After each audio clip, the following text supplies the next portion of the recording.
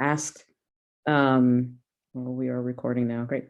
Only because we just heard from you, I'm gonna ask Professor Duff if she wants to kick us off, and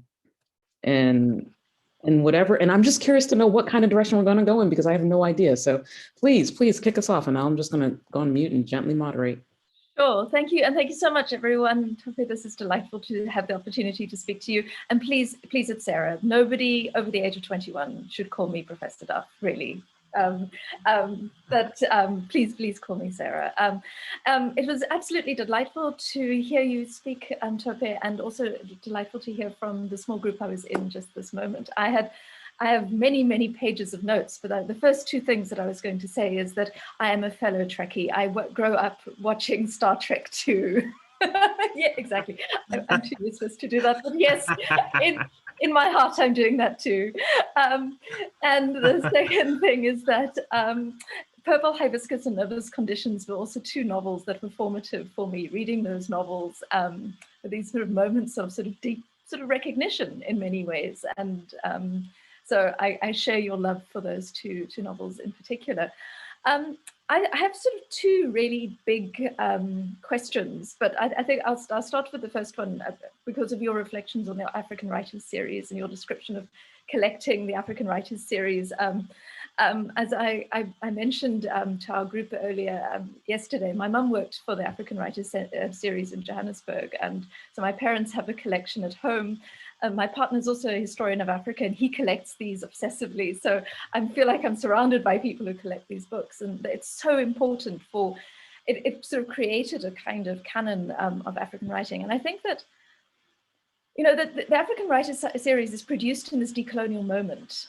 And absolutely, I mean, as you said, there are gatekeepers in Britain who are deciding who gets to be published, but it's being filtered through people in offices on the continent, in South Africa, in Kenya, in as far as I know, in Nigeria as well.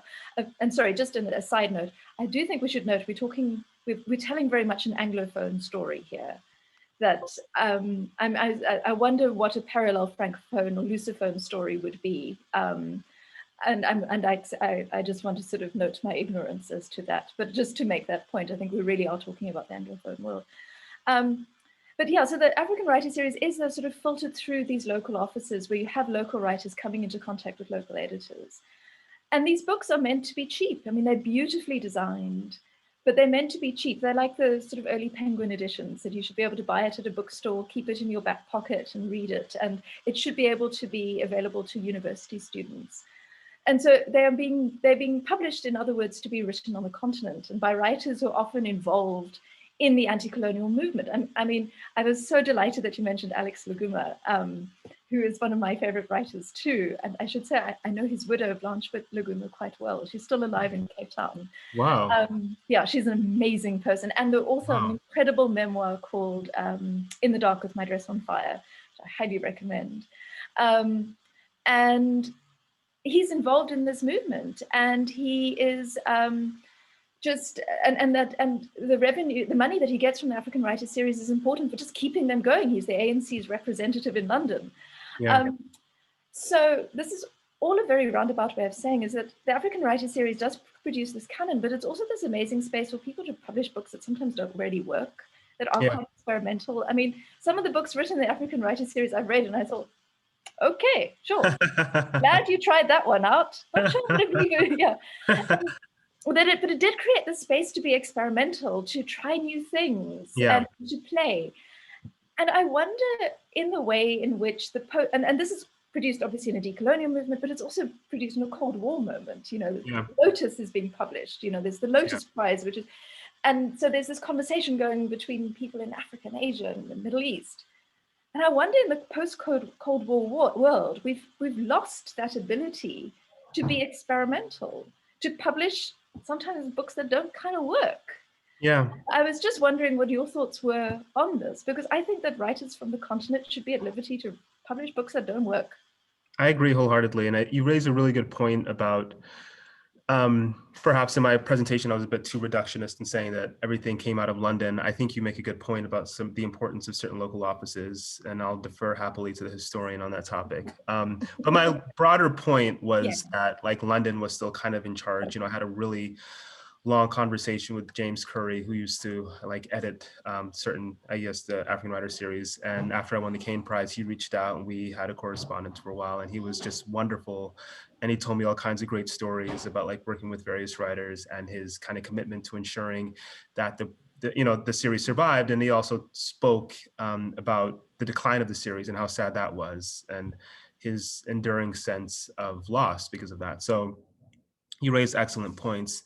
I think you're right about this kind of importance of experimentation and the idea that it's been lost. I've been working on an essay recently about this idea that African fiction in a way needs to be perfect. You know, there's this idea that if you're an African writer, you need to kind of show like beyond any reasonable doubt that you've mastered craft. In many ways, it's akin to, you know, the person of color who sits in a class. I know because I've been this person and is at pains to demonstrate how bright you are by answering all the questions and presenting a certain way and convincing people in the room that you deserve to be there. I have the sense that African fiction in a way is doing a similar thing. During my talk, I talked a bit about being part of that Africa 39 cohort, how important that was to me. We spent a lot of time talking about experimental fiction. If it was possible for us to produce the kind of work that would push boundaries, you know, as somebody, I'm speaking of myself here, who cares deeply, again, about visual art, I often go back to the 1920s, which seems to be just an incredible moment in time when visual artists like Picasso and Braque go off, you know, into the wilderness for a bit, for a summer, they come back. Here we have Cubism, you know, Dali's messing with surrealism. All kinds of artists are creating, and then in also literary world as well, you have people who are convening in Paris and having robust conversations about what literature means, about modernism. You know, in Italy, you have futurism that's happening. In Russia, you have constructivism. In the United States, in Harlem, you have the Harlem Renaissance. And so it's a really wonderful, and I'm saying this because we are now in the 2020s, so I hope that perhaps we're at the cusp of a similar moment of kind of artistic innovation. But there's something to be said for this idea that if you being publishers and editors and other folks in charge kind of encourage this experimentation, then you're not only pushing the state of the art forward, I would argue as well that you're pushing humanity forward in a really important way. And I am keen to be part of a movement that's pushing humanity forward, so. You know, as a complete and utter fan of the Russian constructivists, I am, could not agree with you more. Yeah. I would also just like to add a word for Dada, which I also love. Yeah, absolutely. I should have said Dada. Yeah. Love Dada. Yeah.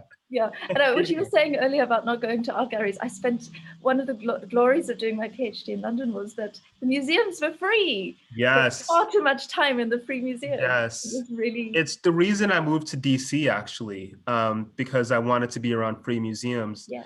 I spent so much time at the National Portrait Gallery in London, for example. The great thing about the National Portrait Gallery is they sold poetry in the gift shop. So I would often like buy my poetry there, like Don Patterson for like Faber and Faber. For whatever reason, they sold a bunch of poetry there. So for me, it was like a one-stop shop. I'd go see the art, then I'd leave with, you know, expensive poetry. So I have really fond memories of just like haunting every museum, Tate, you know, Tate Modern that I could, British Museum in London, and taking that all in. Yeah. Yeah, Tope, thank you for kicking us off, Sarah. And I think that was such a, I did not know where you were going with that question. And I love that the end, like, have we lost the ability to be experimental or artistic innovation? I just love where it ended up going. Tope, do you have a question or a comment that you want to send? I want to hear more about, like, I just think it's incredible that you have this personal connection to the African Writer series. I wondered how that, I assumed that this happened when you were a child. I'm wondering how that impacted your kind of development, your intellectual development. I should mention too that I studied for a time in South Africa. I was at the University of Cape Town in 2002. And so that for me was a formative moment because I was there learning a great deal more about sort of African literature, spending time at the library there, which unfortunately is burned recently. And it's just a tragedy because there's so many treasures stored up in that library.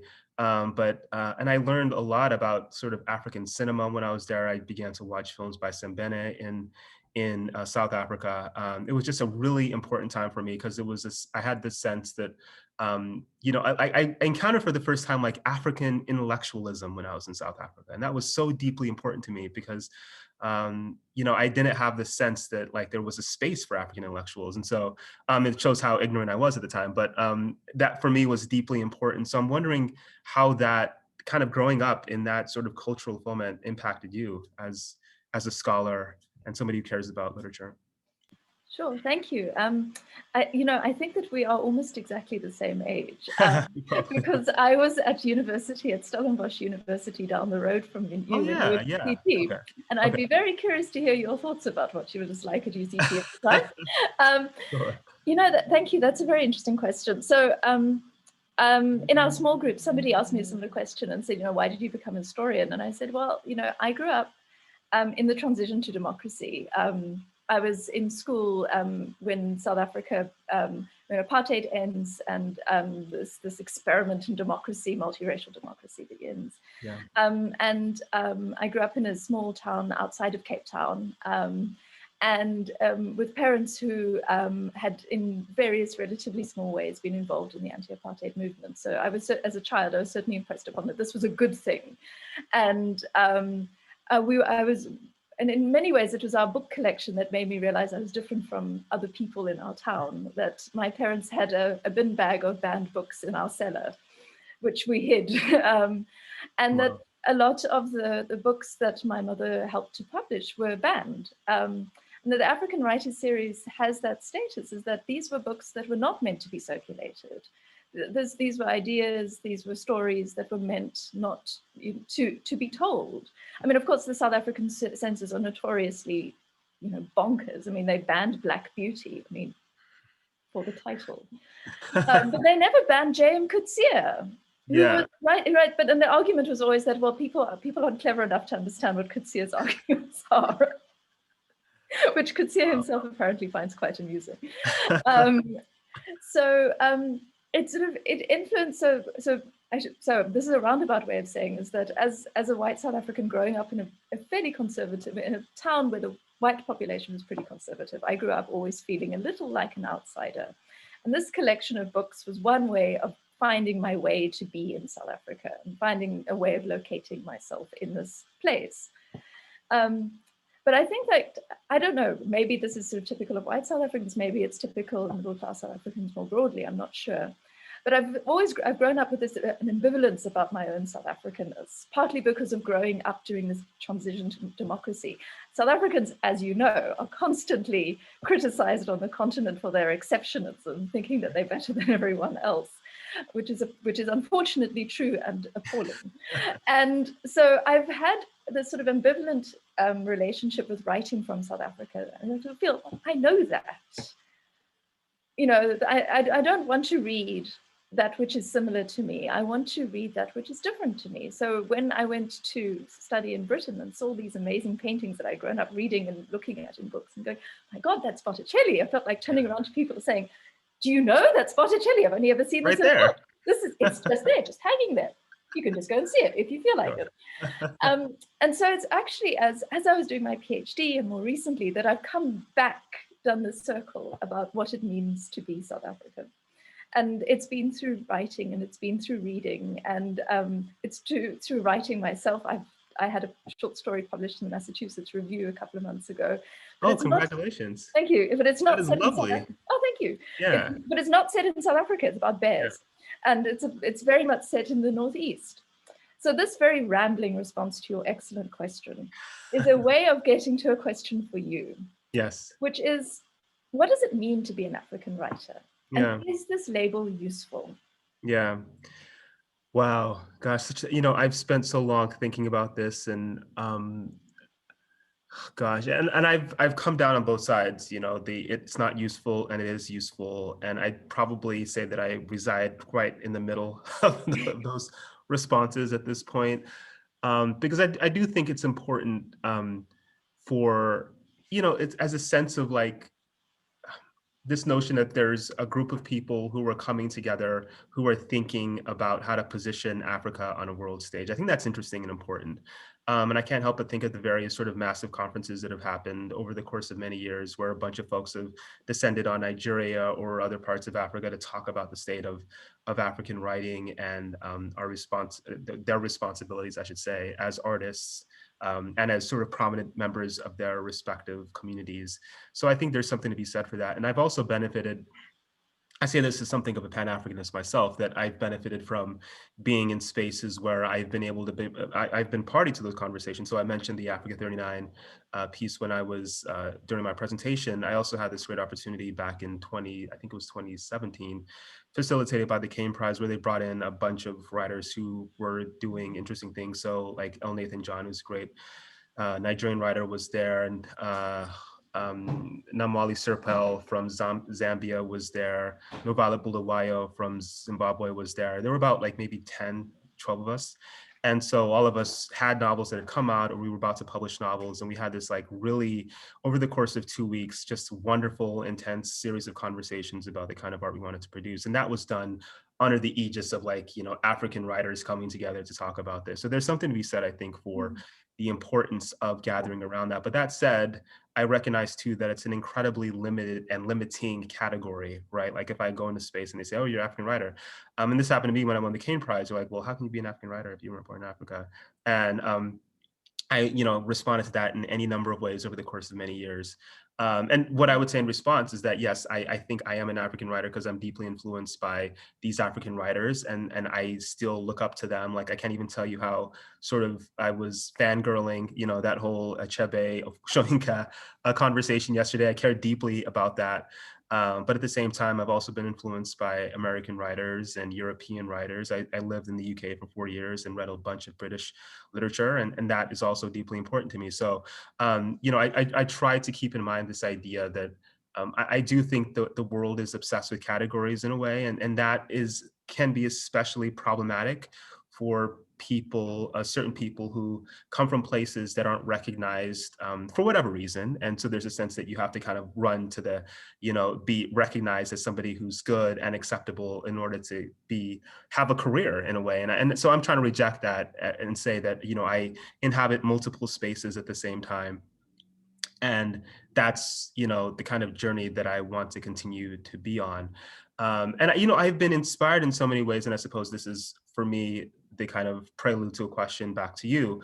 I can't help but I wonder if you have any sort of comments on a group of people who I think embody what I just discussed, this notion that that it's possible to inhabit certain multiple identities and personas at the same time. I'm thinking of the folks who were at the helm of the Rhodes Must Fall movement and Fees Must Fall movement in South Africa that migrated over to the UK. This is something that's incredibly important to me personally because I was a Rhodes Scholar, and a bunch of Black Rhodes Scholars around the world. I was on this listserv where we were talking, you know, about Rhodes Must Fall and our connection to the Rhodes Scholarship. For anyone who doesn't know, it's founded by Cecil Rhodes, the industrialists who did all kinds of unsavory and horrible things in South Africa, but on the basis of this, gained a lot of wealth and established a scholarship program at Oxford that a number of people, you know, have benefited from. Elaine Locke was the first Black Rhodes Scholar, and he's seen as many as the father of the Harlem Renaissance, the guy who identified the Renaissance and wrote multiple important texts about the Renaissance. The second Rhodes Scholar, as it happens, is John Edgar Wideman, who's a Black American writer, who's a wonderful writer. And so when I went to Oxford, I was thinking a great deal about the legacy of those two writers and wanted to join that sort of tradition. But you know, obviously people in South Africa in particular have suffered because of Rhodes and his diamond mining sort of enterprises. So I'm just wondering what you think about that and what your response has been to that movement. Yeah, sure. No, absolutely. And I was at, before coming to Colby, I was at the University of the Witwatersrand for a few years, and for both years of Fees Must Fall, and then which is sort of Rhodes Must Fall for our international audience. And to prevent myself from becoming too much of a parochial South African, which South Africans want to be, the Fees Must Fall movement ran in sort of 2015 and 2016 as a demand from South African students. And I should explain that all universities in South Africa are publicly funded, or public institutions, and the state has been over time reducing funding to institutions. And so these institutions have been raising their fees, which mean that university education is out of reach for the majority of students who graduate with entry into university. And so when in 2015, when the fees went up again, students began to protest. And so this became a widespread protest around South African universities. And it melded then with a movement that had begun at the University of Cape Town, demanding the removal of a statue of Rhodes from campus. And because the University of Cape Town is built on land that Cecil John Rhodes left to the university. And so it is you can tell this is a real historian's answer, that it was a movement informed by material demands. So it brought in a large collection of students from that, but also it's a movement about ideas, demanding a decolonization of the university. And I'm going to talk about the decolonization bit, because I think it says something important specifically about South Africa at that moment. That I think it's significant that that moment arose in South Africa in 2015 and 2016. Now you can tell I'm a historian and not a mathematician because I can't count. So democracy comes to, so it's about 20 years after the end, after democracy's herald. A great deal has changed in South Africa, but a great deal has not. Yeah. And this demand for the decolonization of the university was a demand from a generation of students who've grown up in democracy, demanding that the university be less white and look more like them. And in many ways, the Fees Must Fall movement in South Africa reminded me of, and Rhodes Must Fall movement, reminded me a great deal of the 1968 youth rebellions. Also a generation of young people demanding that universities look more and think more like them. Yeah. I think that we should, for me, that it's worth understanding it within that context. The only thing that I would say though is that, and this sort of links it to a specifically South African context, and I think maybe this is the difference between it in South Africa and how it manifests in the UK. South African universities are very badly funded. So a lot of the demands for change at the university, there's no money to make that change. And so we need to have a bigger conversation in South Africa. What is the purpose of higher education when only a very tiny proportion of South Africans actually get to go to university?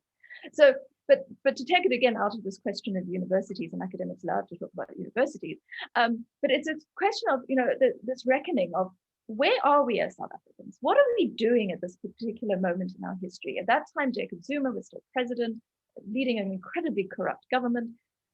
And I think that that's why the movement, because it was this sort of questioning about, where are we now, reckoning with this question of the relationships between class and race and gender to some extent. I think that's why it echoes so profoundly with younger generations of particularly African immigrants and African American youth in the UK and the United States, that it creates this kind of global conversation about where are we in these discussions about race in our society. And I think it speaks to a great deal of frustration among a generation to say, that not enough has changed, damn it. Yes, we know stuff has changed, but could it happen a bit faster, please? Yeah.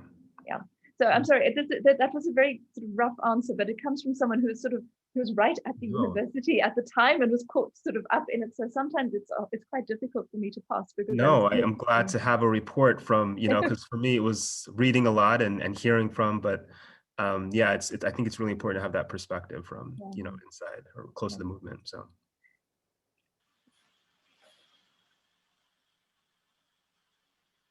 Should I offer another question? Or we have a few more minutes. I mean, we'll do this, until 8:30. So if you have another question, then please.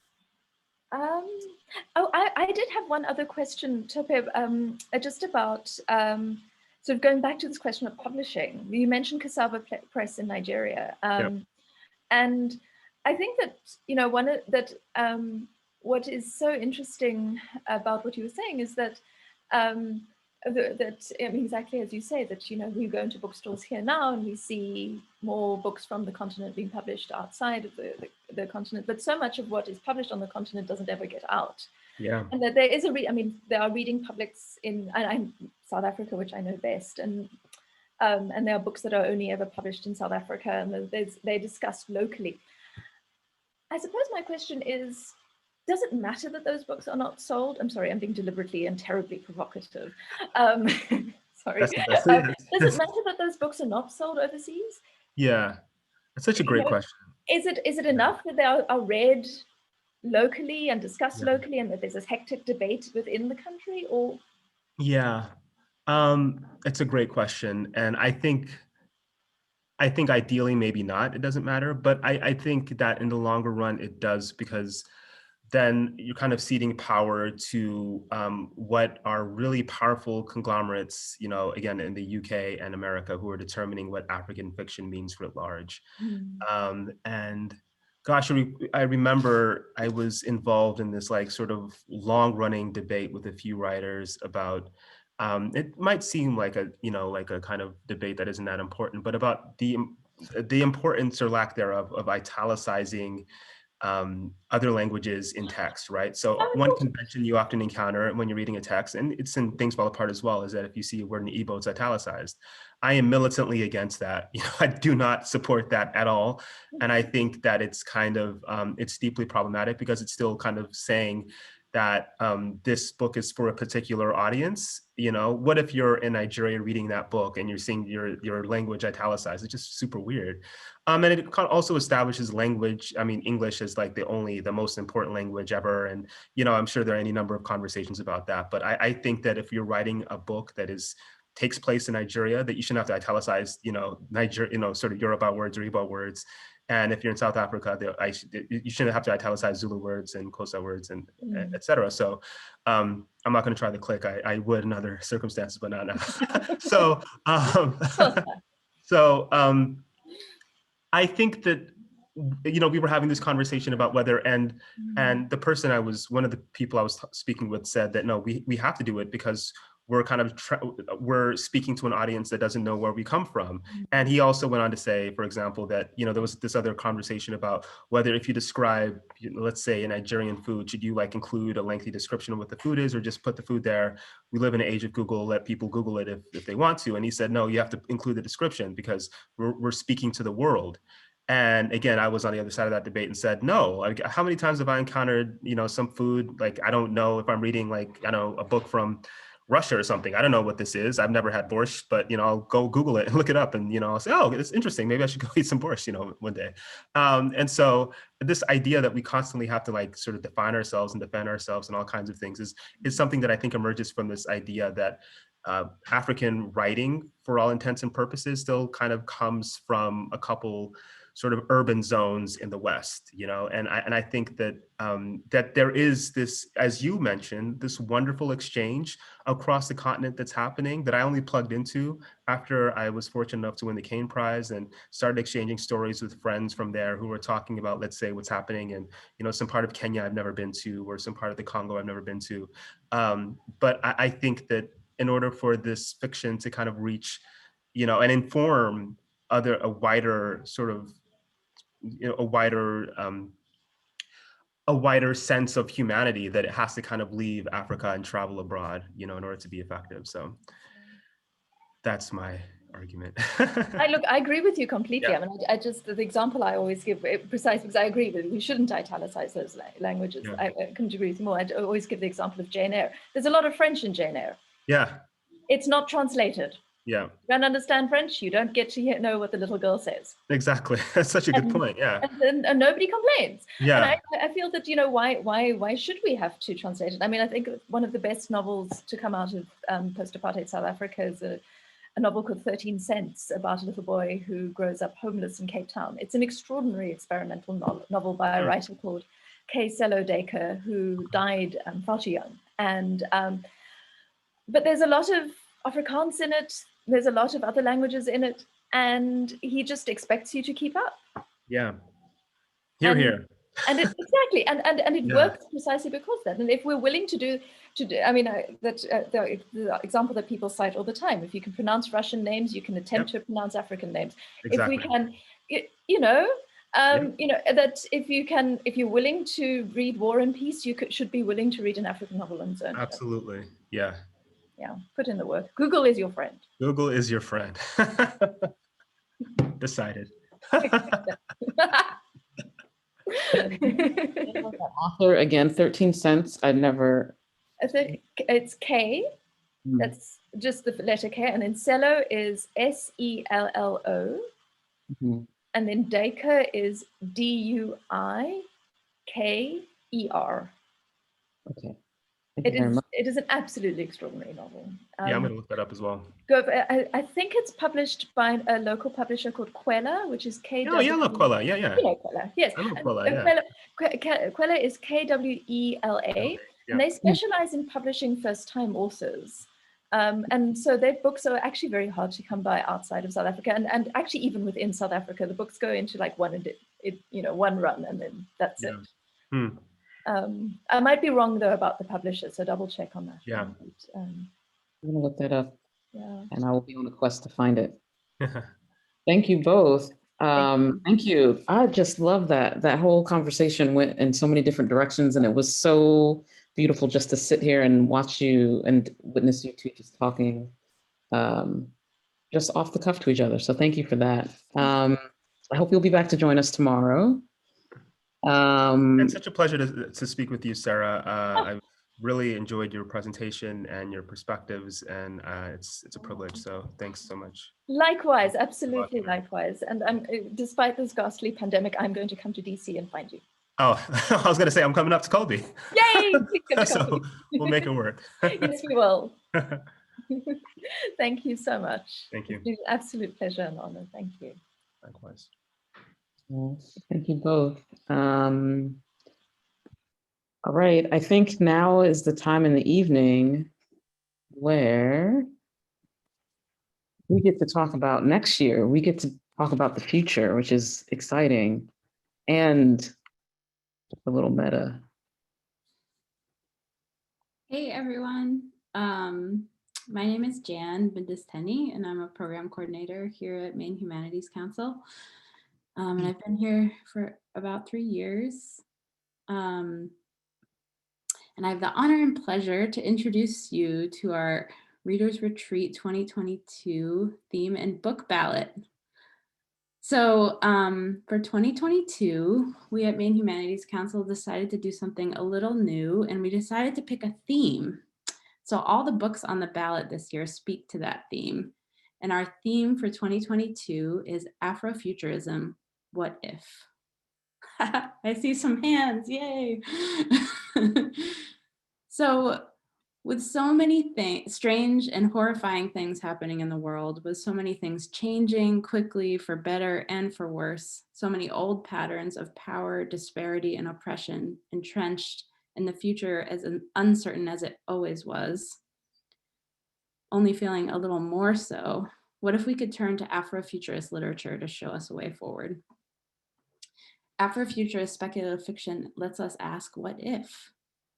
Black folks and other oppressed people in America and the world have been imagining creative futures that can help us ask and answer questions like these.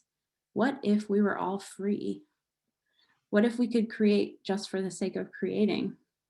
What if nobody ever went hungry? What if Black people were given their 40 acres and a mule? What if the oceans rose 10 feet in 1 year? What if we could travel through space? What if we could live forever? And what if plants could talk? Narratives of imaginary times and places of things that exist far, far away and in times long ago or still to come can be a powerful avenue for contemplation and creative engagement with the problems and possibilities of living. So we're going to look at Afrofuturism and speculative fiction, which are broad categories. And those categories include, but are not limited to, science fiction, fantasy, alternative history, and we think right now is just an excellent time for imagining. So that's our theme. I hope you're very excited, because we are.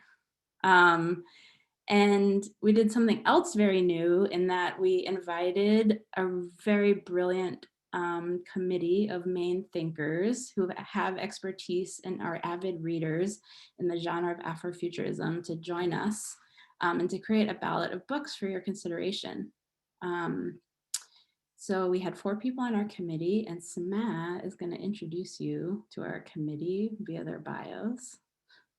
So excited to read these bios, and I know a couple of the committee members have joined us in the room, so hello, hello. I'm really, really excited about this theme, more than I can even articulate. So our committee, 4 we had a committee, a book selection committee of 4 people.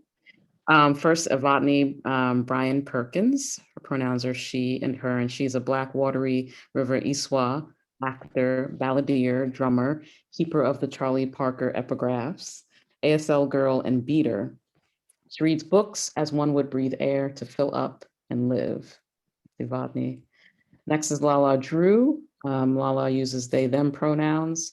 Lala experiences life as a Black, queer, non-binary, transracial adoptee. They are a poetic joy seeker, word weaver, organizer, activist, and healer. They live and love on unceded Abenaki territory where they exist with their pit bull Eli. They are also a facilitator and speaker with the Maine Humanities Council. Next is Leanne Floyd, she, her. Leanne never actually existed, and if she did, she died in a bizarre threshing accident in 1932. Or Leanne Floyd is a Black autistic author of speculative fiction and fantasy living in Maine.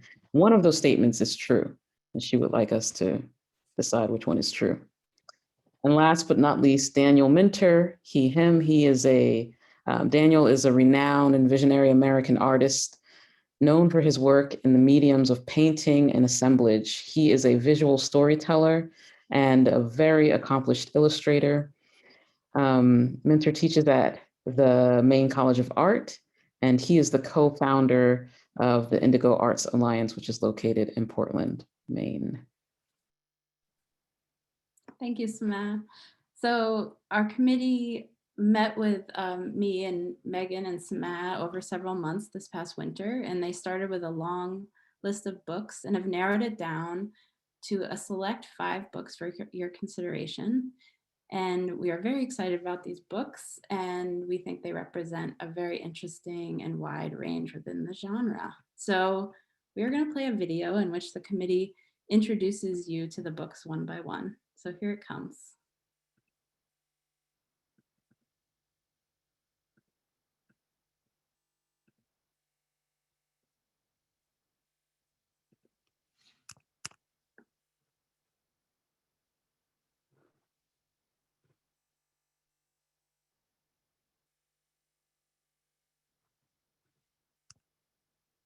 Wild Seed by Octavia Butler is a book that I have given away so many times.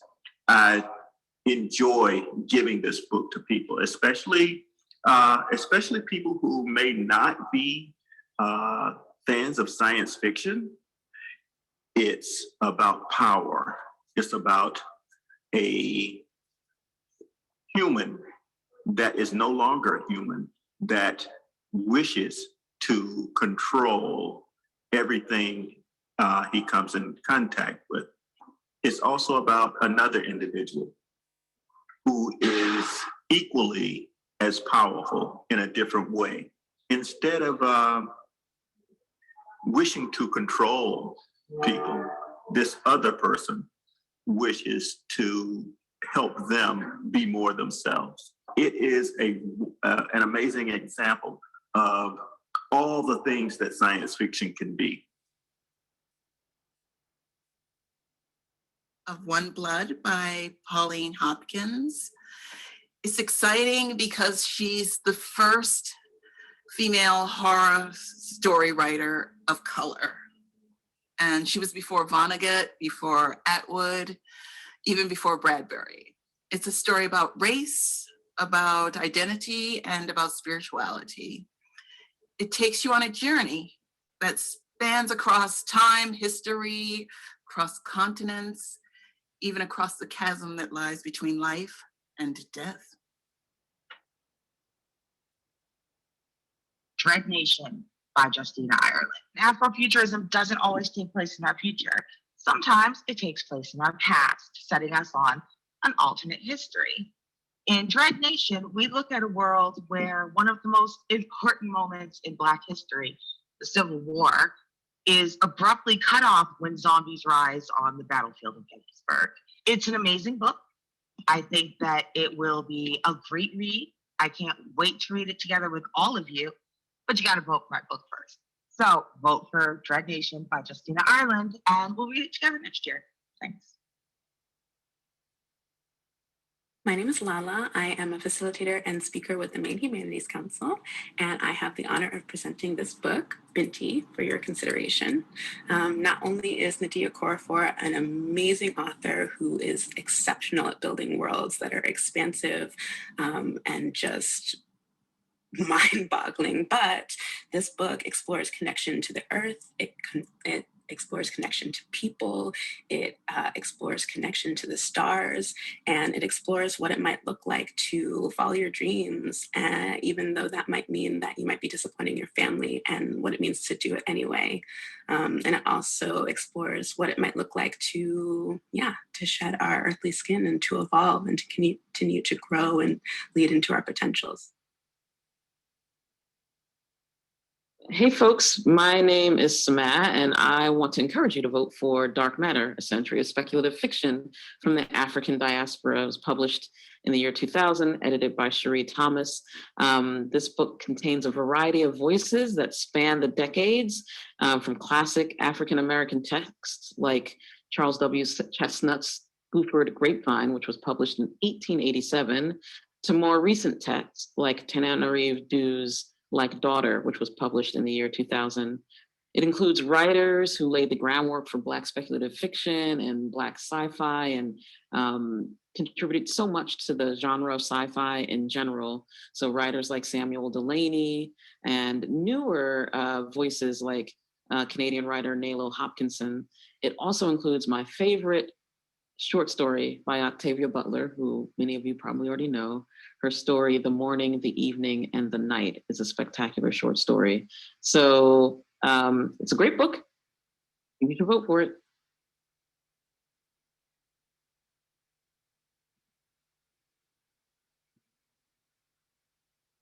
All right, let's hear a virtual round of applause for our committee and that incredible ballot of books that they put together. Wild Seed by Octavia Butler is a book that I have given. I like it so much, I wanted to play it twice. So those are your 5 books, and I will now put in the chat